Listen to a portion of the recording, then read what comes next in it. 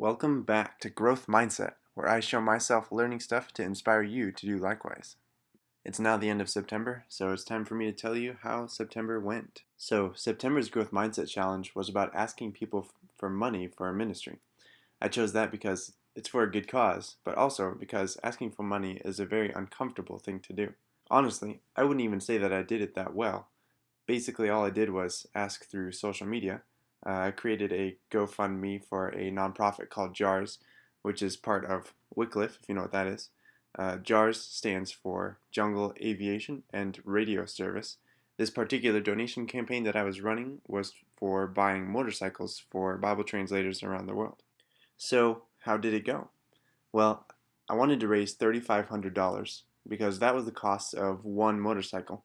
And even though I had that goal in mind, I only ended up raising $250, and $100 of that was my own money. I gave the first $50 because a principle of raising money for a cause is that if I'm not willing to donate toward it myself, how could I expect anyone else to donate?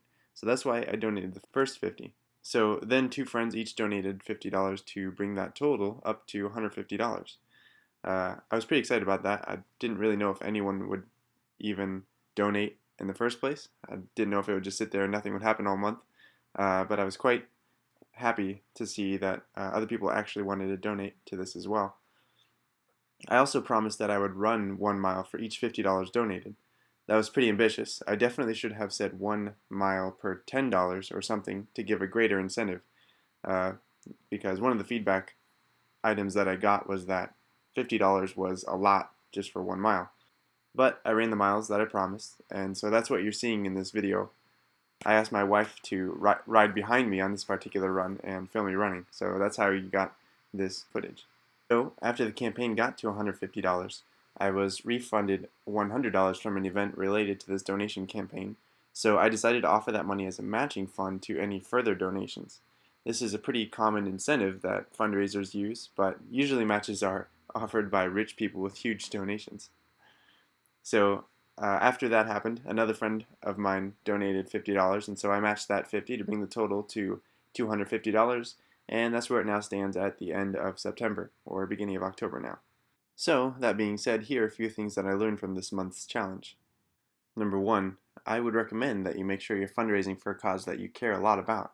If you're not excited about it, no one else that you talk to about it will be either. Personally, I knew almost nothing about JARS at the beginning of my fundraising campaign.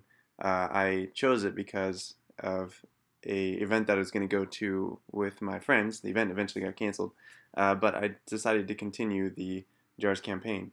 However, I definitely could have been more specifically passionate about JARS than I was. Number two, I wouldn't recommend spamming your friends' Facebook messages with your fundraising campaign. It's not very socially acceptable, and I sent one of these videos that I had created for the fundraiser to about 100 friends in their personal Facebook messengers, and I definitely regret that a little bit. It was definitely not socially cool, and I felt kind of like I was a Nigerian prince or something looking for someone to accept my $47 million of diamonds. So yeah, definitely would not recommend doing that.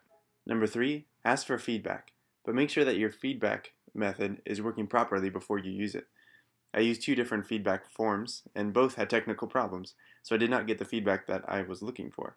One form didn't work on mobile platforms, and so a lot of people with phones that were trying to open the form couldn't, and most people probably look at their messages on phones these days.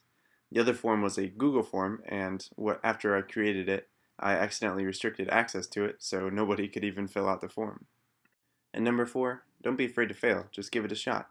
Even though this donation campaign of mine didn't go all that well, I gained valuable experience from it. I work at another nonprofit, and the experience I gained is very valuable. This experience will now be something that I will draw on for the rest of my life, and the next time I run a donation campaign, I'll remember the things that I did for this one, and the next time, it'll just be better. The truth is, getting great results is good, but people who get great results probably spent a decent amount of time getting not great results as they learned. The difference is that they weren't afraid to start that journey. So that's it for September. I hope you enjoyed learning with me. And if you did, give this video a like, subscribe to my channel, and show this to a friend. And stay tuned for some exciting things happening in October.